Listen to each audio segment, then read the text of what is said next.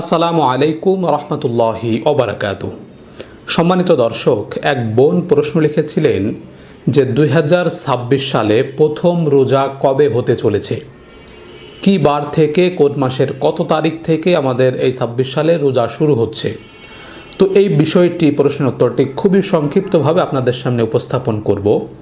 আমি প্রথমে বলছি, চলতি 2026 সালের ফেব্রুয়ারি মাসের 19 তারিখে সম্ভবত বাংলাদেশে প্রথম রোজা হতে চলেছে।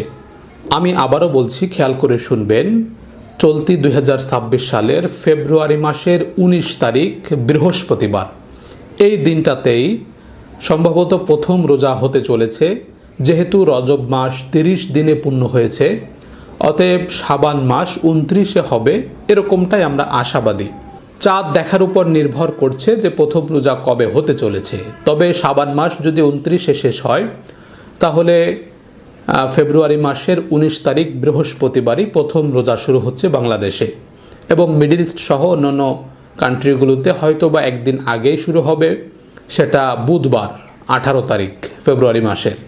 এই তারিখটাতেই সম্ভবত রোজা শুরু হচ্ছে।